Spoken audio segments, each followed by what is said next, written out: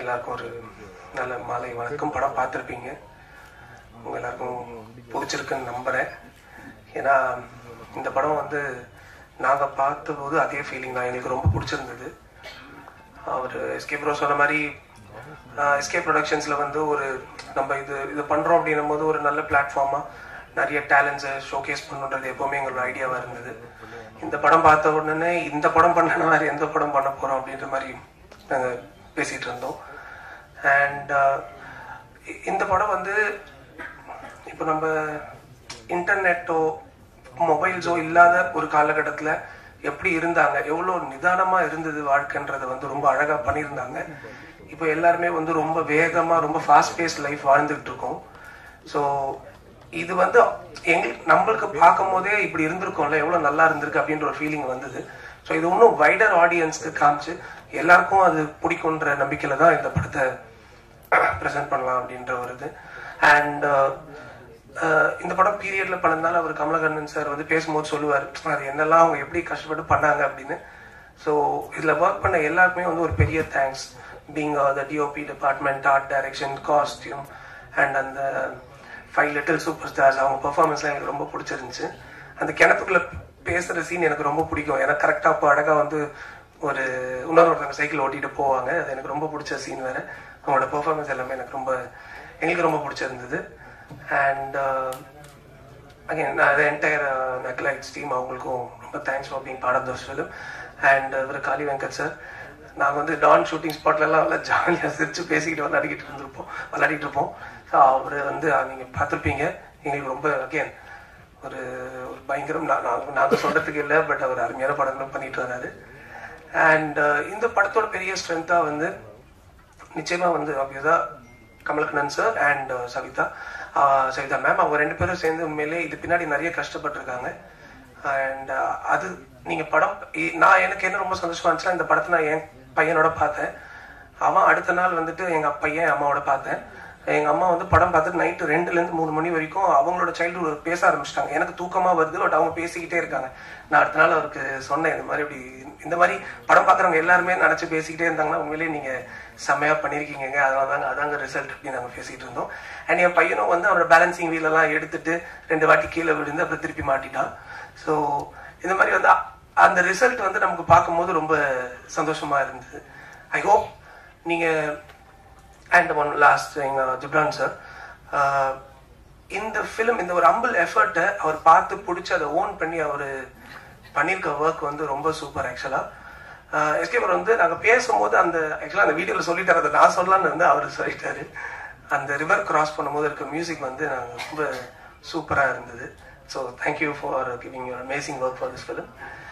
And ஃபைனலாக நாங்கள் ப்ரொடக்ஷன்ஸில் பண்ணுற படத்துக்கு வந்து நீங்கள் being from Kanaa to our last film Don வரைக்கும் எங்களுக்கு நீங்கள் ரொம்ப பெரிய சப்போர்ட்டாக இருந்திருக்கீங்க. அதே மாதிரி இந்த படத்துக்கும் உங்களோட சப்போர்ட் எங்களுக்கு இருக்கும்னு நம்புகிறோம். அண்ட் இது எவ்வளோக்கு எவ்வளோ ஆடியன்ஸ் உள்ளே வர வைக்க முடியுன்றது உங்கள் கையில் இருக்குது. ஸோ உங்களோட சப்போர்ட் நாங்கள் பெருசாக எதிர்பார்க்குறோம். And thank you all again. எல்லாருக்கும் வணக்கம். நான் எப்பயுமே சொல்கிற மாதிரி இல்லை, இந்த படம் உண்மையிலேயே எனக்கு ரொம்ப முக்கியமான படம். நீங்கள் பார்த்துருப்பீங்க, இந்த படம் நிறையா கொடுத்துச்சு. அதுக்கு முன்னாடி ஒரு நன்றியை சொல்லிடுறேன், எல்லாம் ஒரு ஃப்ளோவில் மறந்துடுவோம். எஸ்கே ப்ரொடக்ஷனுக்கும் சிவகார்த்திகேயன் பிரதருக்கும் ரொம்ப நன்றி. எப்போ ஒரு சாதாரண ஒரு 10 ரூபாய்க்கு தண்ணி பாட்டில் வாங்கினா கூட என்ன லேபிள் விட்டுருக்குன்னு பார்ப்போம். அந்த மாதிரி உள்ளுக்குள்ளே இருக்கிற ப்ராடக்ட் வந்து எவ்வளோ ஸ்ட்ராங்காக இருந்தாலும் மேலே விட்டுருக்கிற லேபிள் ரொம்ப முக்கியம். அந்த வகையில் எஸ்கே ப்ரொடக்ஷனில் ரிலீஸ் ஆகிறது எங்களுக்கு ரொம்ப பெருமையாக இருக்குது, எங்கள் டீமுக்கு நான் நம்புகிறேன்.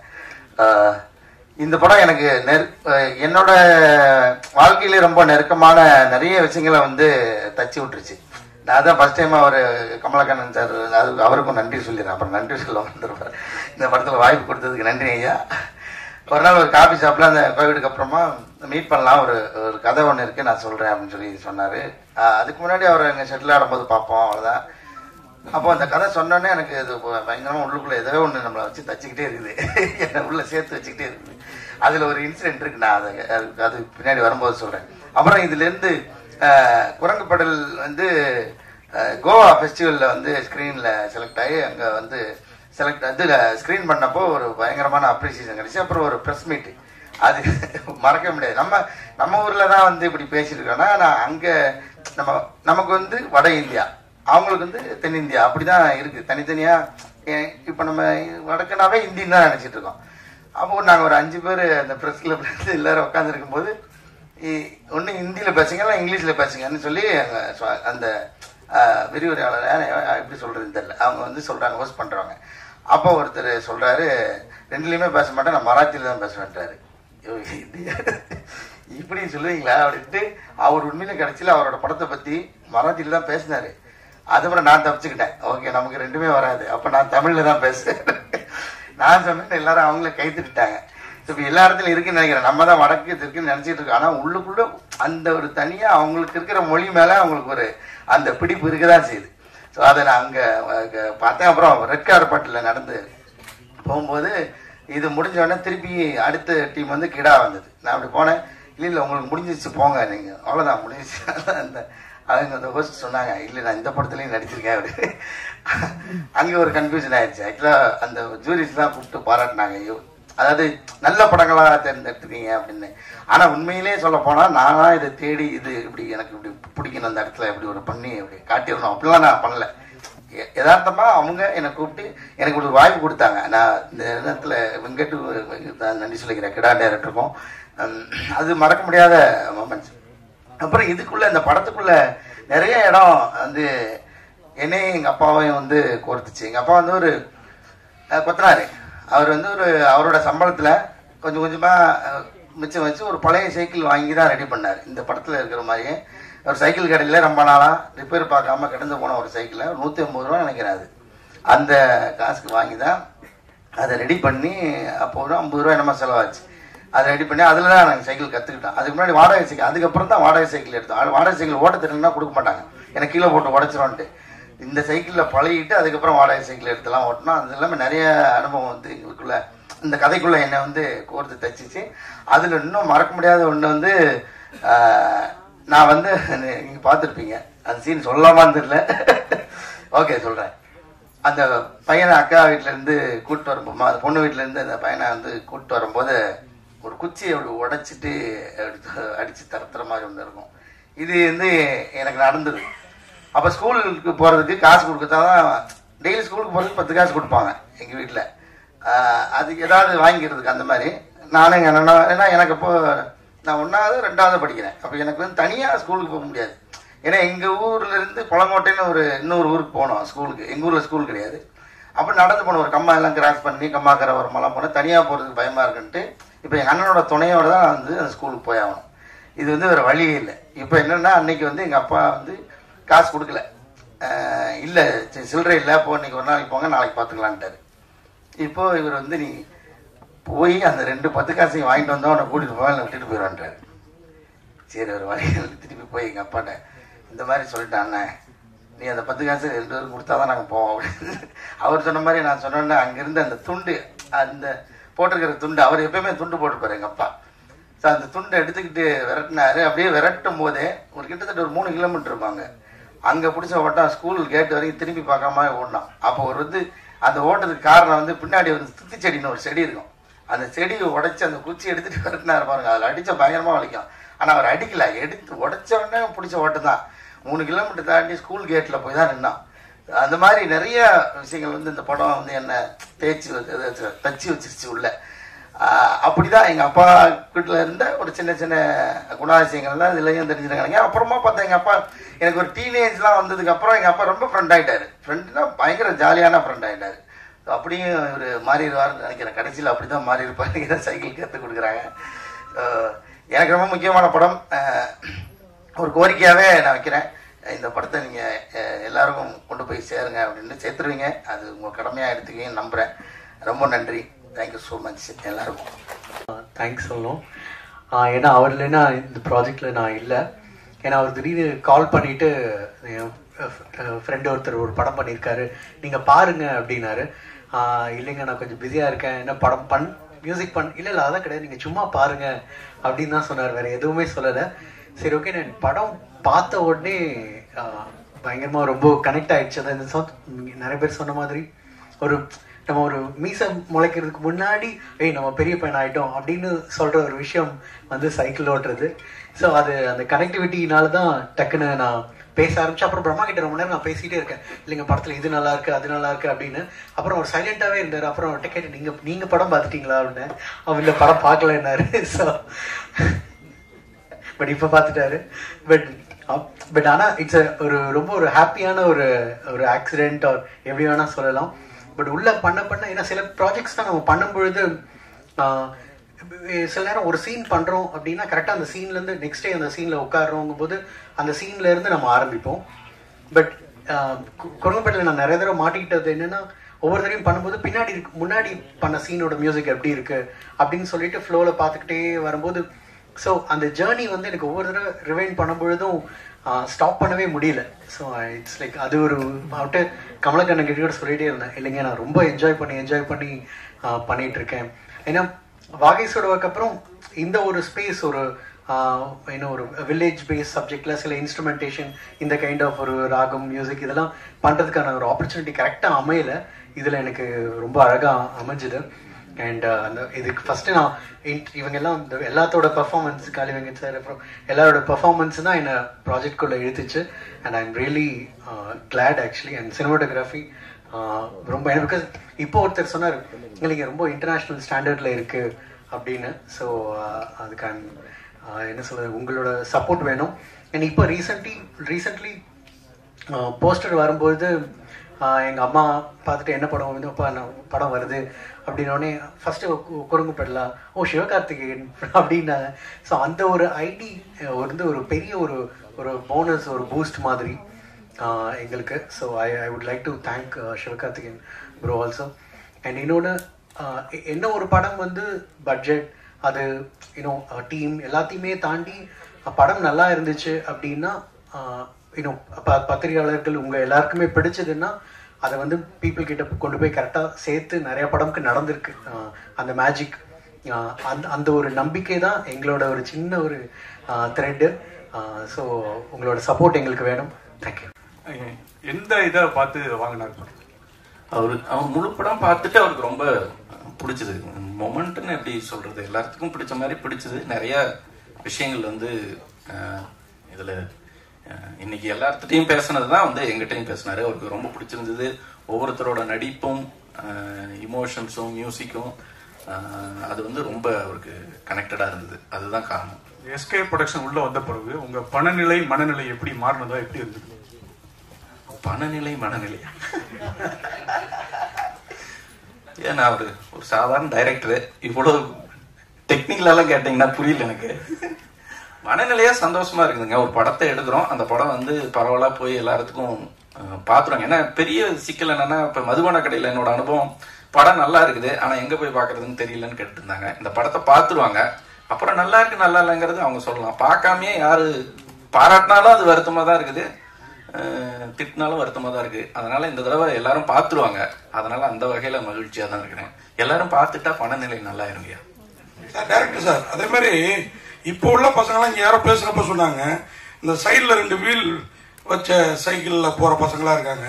குரங்கு படம்ங்கிற டைட்டில் இப்ப நம்மள மாதிரி ஒரு 35-40 வயசுக்கு மேல உள்ளவங்களுக்கு நல்லாவே பிடிக்கும். எனக்கு படம் ரொம்ப பிடிச்சிருந்தது. நம்ம பசங்க இந்த படத்தை பாக்குறது எந்த அளவுக்கு இருக்கும், இப்ப நம்ம தான் கூட்டு போறோம், அது வேற விஷயம். ஆனா வேற ஏதாவது டைட்டில் இருந்தா இன்னும் அவங்கள ரீச் பண்ணிருக்குமே அப்படிங்கிறது கேள்வி. ஐயா, இது வந்து நம்மெல்லாம் நம்ம பசங்கிட்ட சொல்றதுக்காகவே எடுக்கப்பட்ட படம் தான். நான் எப்படி சைக்கிள் ஓட்டினேன்னு இப்ப நமக்கு என்னன்னா, நம்ம பசங்களுக்கு எது சொன்னாலும் அவங்களுக்கு புரியவே மாட்டேங்குது. அது வந்து நான் இந்த ப்ரொடக்ஷன்லயே ஷூட்டிங்லயே பார்த்தேன். இப்ப படத்திலேயே ரொம்ப கஷ்டமா இருந்த விஷயம் வந்து எல்லாம் கேட்பாங்க எவ்வளவு கஷ்டப்பட்டீங்கன்னு. இந்த 5 பேருக்கு அந்த காலகட்டத்தை புரிய வைக்கிறது எனக்கு ரொம்ப கஷ்டமா இருந்தது.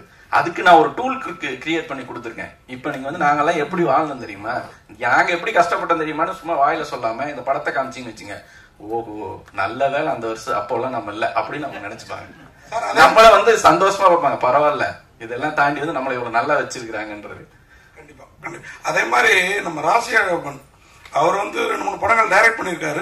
அதை விட இந்த கதை இந்த படம் வெற்றி பெற்று இருக்குது. என்ன கேட்டா நான் சொல்லுவேன், அவர்கிட்டயே சொல்லிட்டாத.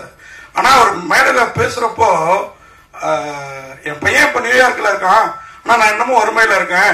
அது மாதிரி இப்ப சிவகார்த்திகேயன் படத்துக்குள்ளார வந்திருக்கிறாரு, 5000 அப்பவே ஆனந்த விடன்ல வாங்கினதா சொன்னாரு. நீங்க இன்னும் சன்மானங்கள் இதெல்லாம் என்ன? ஏன்னா சிவகார்த்திகேயன் வேற இப்ப வந்திருக்கிறாரு இல்லையா? ஐயா அவரு சைக்கிள் வாங்கி கொடுக்கறப்ப வறுமையில இருந்தாருங்க, இப்போ வறுமையில சொன்னாரு. அவரு அமெரிக்கால பையனை வச்சுட்டு அவரு எடுத்து கொடுக்குறேன். ஓகே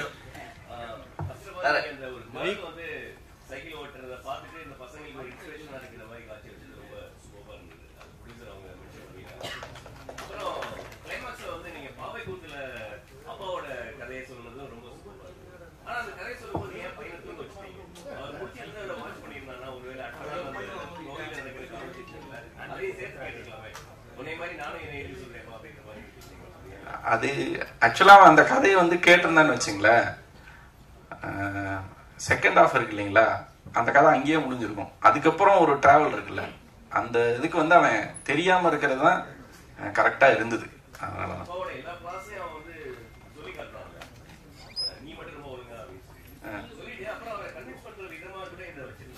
இல்ல அவனுக்கு ஏன் அவர் சைக்கிள் ஓட்டல, அவருக்கு அதுல பயம் இருக்கிறது தெரிஞ்சிருச்சுன்னா அப்புறம் அவர்கிட்ட நீ ஒழுங்கானு கேட்கறதுக்கான நியாயமே இல்லாம போயிருது இல்லைங்களா?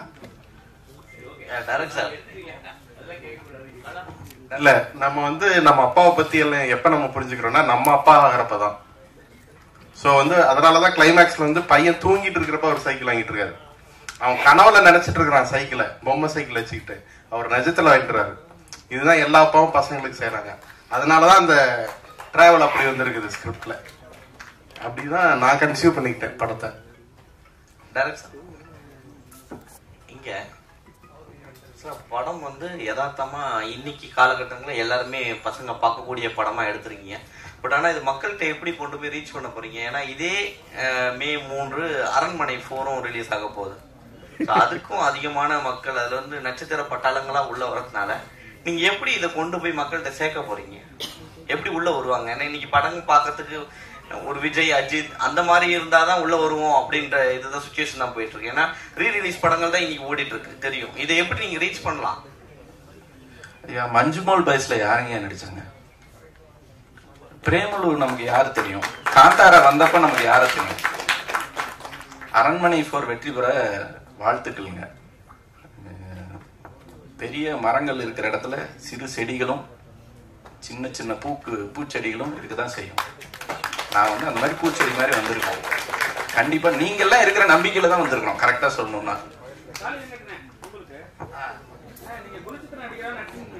ஆமா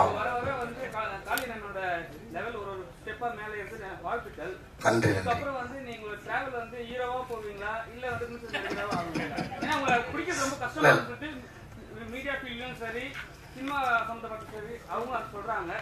இல்ல பிடிக்கிறது கஷ்டமாலாம் இல்லை. எனக்கு ஷூட்டிங் இல்லாத டைம்ல மீடியா சந்திச்சு யாரும் இன்டர்வியூ கொடுத்துட்டு தான் இருக்கேன். இல்ல இல்ல இல்ல நான் அதனாலதான் இன்டர்வியூ கொடுத்தீங்களே. இல்ல இல்ல அதான் ஐயா கிட்ட சொல்லிட்டு நான் அந்த பிரஸ் மீட்டுக்கு கண்டிப்பா நான் வர்றேன், ரொம்ப நாள் ஆச்சு எல்லாரும் மீட் பண்ணிட்டு நான் வரேன்னு சொல்லிட்டு தான் வந்தேன். ஹீரோ இப்ப நீங்க பாத்தீங்கல்ல, இதுல என்ன ஹீரோ மாதிரியா என்ன பார்த்தேன்? ஐயோ அப்படிலாம் இல்ல. இது அந்த கதாபாத்திரம் என்ன சொல்லுதோ, டைரக்டர் என்ன சொல்றாரோ அதை பண்றதுதான். அந்த அந்த கதாபாத்திரோட அந்த அந்த நீளம் அளவு இருக்கு இல்லையா, அது ஒருவேளை பெருசா இருக்கலாம், அவ்வளவுதான். மற்றபடி எனக்கு அந்த ஸ்டார் அப்படின்ற நம்பிக்கை எனக்கு இல்லை.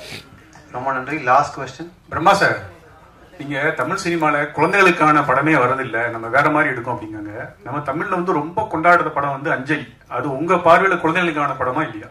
இல்லையே சார். என்ன காரணம் சார்? அது குழந்தைகளுக்கான படம் சொல்ல முடியாது.